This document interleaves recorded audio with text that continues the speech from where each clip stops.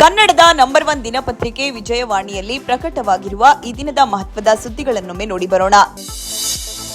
ಒನಕೆ ಓಬವ್ವಳ ಛಲ ಮದಕರಿ ನಾಯಕನ ಹೋರಾಟದ ಕಿಚ್ಚಿನ ಇತಿಹಾಸವನ್ನು ಮೈಗಂಟಿಸಿಕೊಂಡಿರುವ ಚಿತ್ರದುರ್ಗದ ಮಣ್ಣಿನಲ್ಲಿ ಶನಿವಾರ ಆಯೋಜಿಸಲಾಗಿದ್ದ ಮಾಜಿ ಮುಖ್ಯಮಂತ್ರಿ ಬಿಎಸ್ ಯಡಿಯೂರಪ್ಪ ಅವರ ಅಭಿಮಾನೋತ್ಸವ ಕೇವಲ ಒಂದು ಸಂಭ್ರಮಾಚರಣೆಯಾಗಿ ಉಳಿಯದೆ ರಾಜ್ಯ ರಾಜಕೀಯದ ಪ್ರಖರ ಕಂಪನವೊಂದಕ್ಕೆ ಕಿವಿಯಾಯಿತು. ಬೀದರ್ನಿಂದ ಚಾಮರಾಜನಗರವರೆಗಿನ, ಉಡುಪಿಯಿಂದ ಬಳ್ಳಾರಿವರೆಗಿನ ಎಲ್ಲಾ ವಿಧಾನಸಭಾ ಕ್ಷೇತ್ರಗಳಿಂದ ಹರಿದು ಬಂದ ಲಕ್ಷೋಪಲಕ್ಷ ಸಂಖ್ಯೆಯ ಜನಸಾಗರ ಅಭಿಮಾನ ಅರ್ಪಣೆಗಷ್ಟೇ ಸೀಮಿತವಾಗದೆ ಸ್ಪಷ್ಟ ರಾಜಕೀಯ ಸಂದೇಶ ಸಾರಿತು. ಈ ಸುದ್ದಿಗೆ ಇಂದಿನ ಸಂಚಿಕೆ ಓದಿ. ವಿಧಾನಸಭೆ ಚುನಾವಣೆ ಫಲಿತಾಂಶ ಪ್ರಕಟಗೊಂಡ 6 ದಿನಗಳ ಬಳಿಕ ತಮಿಳುನಾಡಿನಲ್ಲಿ ಹೊಸ ಸರ್ಕಾರ ರಚನೆಯ ಹೈಡ್ರಾಮಾಕ್ಕೆ ತೆರೆ ಬಿದ್ದಿದೆ. 108 ಸ್ಥಾನ ಗೆದ್ದು ಅತಿದೊಡ್ಡ ಪಕ್ಷವಾಗಿ ಹೊರಹೊಮ್ಮಿದ್ದ ವಿಜಯ್ ನೇತೃತ್ವದ ಟಿವಿಕೆ ಬಹುಮತಕ್ಕೆ ಬೇಕಿದ್ದ 11 ಸ್ಥಾನಗಳನ್ನು ಗಿಟ್ಟಿಸಿಕೊಳ್ಳುವಲ್ಲಿ ಕೊನೆಗೂ ಯಶಸ್ವಿಯಾಗಿದೆ. 4ನೇ ಪ್ರಯತ್ನದಲ್ಲಿ ಸರ್ಕಾರ ರಚನೆಗೆ ರಾಜ್ಯಪಾಲರಿಂದ ಒಪ್ಪಿಗೆ ಪಡೆದಿರುವ ವಿಜಯ್ ಭಾನುವಾರ ಸಿಎಂ ಆಗಿ ಪ್ರಮಾಣ ವಚನ ಸ್ವೀಕರಿಸಲಿದ್ದಾರೆ. ವಿಜಯ್ ಜೊತೆಗೆ ಟಿವಿಕೆಯ 6 ಶಾಸಕರು ಹಾಗೂ ಕಾಂಗ್ರೆಸ್ನ 3 ಶಾಸಕರು ಕೂಡ ಸಚಿವರಾಗಿ ಪದಗ್ರಹಣ ಮಾಡಲಿದ್ದಾರೆ. ಈ ಸುದ್ದಿಗೆ ವಿಜಯವಾಣಿ ಓದಿ. ಪ್ರಧಾನಿ ನರೇಂದ್ರ ಮೋದಿ ಭಾನುವಾರ ಬೆಂಗಳೂರಿಗೆ ಆಗಮಿಸುತ್ತಿದ್ದಾರೆ. ದಿ ಆರ್ಟ್ ಆಫ್ ಲಿವಿಂಗ್ನ 45ನೇ ವಾರ್ಷಿಕೋತ್ಸವ, ರವಿಶಂಕರ್ ಗುರೂಜಿಯವರ 70ನೇ ಜನ್ಮದಿನೋತ್ಸವದ ಜೊತೆಗೆ HAL ವಿಮಾನ ನಿಲ್ದಾಣ ಸಮೀಪ ರಾಜ್ಯ ಬಿಜೆಪಿ ಘಟಕ ಆಯೋಜಿಸಿರುವ ಅಭಿನಂದನಾ ಕಾರ್ಯಕ್ರಮದಲ್ಲಿ ಅವರು ಪಾಲ್ಗೊಳ್ಳಲಿದ್ದಾರೆ. ಈ ಸುದ್ದಿಗೆ ಇಂದಿನ ಸಂಚಿಕೆ ಓದಿ. ಭಾರತೀಯ ಸಂಸ್ಕೃತಿ, ಪರಂಪರೆ ಮತ್ತು ಧ್ಯಾನದ ಶಕ್ತಿಯನ್ನು ಜಗದಗಲ ಪಸರಿಸುತ್ತಿರುವ ಆರ್ಟ್ ಆಫ್ ಲಿವಿಂಗ್ ಸಂಸ್ಥೆ 180ಕ್ಕೂ ಅಧಿಕ ದೇಶಗಳಲ್ಲಿ ಆಧ್ಯಾತ್ಮದ ಸಂಸ್ಕೃತಿಯನ್ನು ಹರಡಿದೆ. ಮಾನವೀಯ ಸೇವಾ ಕಾರ್ಯಗಳ ಮೂಲಕ ಜನಸೇವೆಯಲ್ಲೇ ಜನಾರ್ದನನನ್ನು ಸಾಕ್ಷಾತ್ಕರಿಸುತ್ತಿರುವ ಸಂಸ್ಥೆ 45 ವರ್ಷಗಳ ಸಾರ್ಥಕ ಪಯಣ ಪೂರ್ಣಗೊಳಿಸಿದೆ.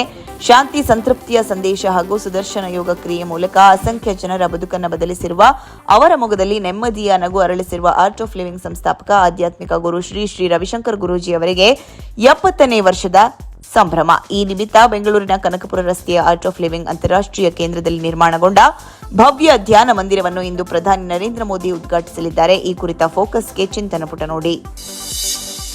5 ವರ್ಷಗಳ ಸುದೀರ್ಘ ಕಾಯುವಿಕೆ ನಂತರ ಕೇಂದ್ರ ಸರ್ಕಾರ 4 ಹೊಸ ಕಾರ್ಮಿಕ ಸಂಹಿತೆಗಳನ್ನು ಸಂಪೂರ್ಣ ಕಾರ್ಯಗತಗೊಳಿಸಲು ಗೆಜೆಟ್ನಲ್ಲಿ ನಿಯಮಾವಳಿ ಪ್ರಕಟಿಸಿದೆ. ಈ ಸುದ್ದಿಗೆ ಮನಿ ಮಾತು ನೋಡಿ.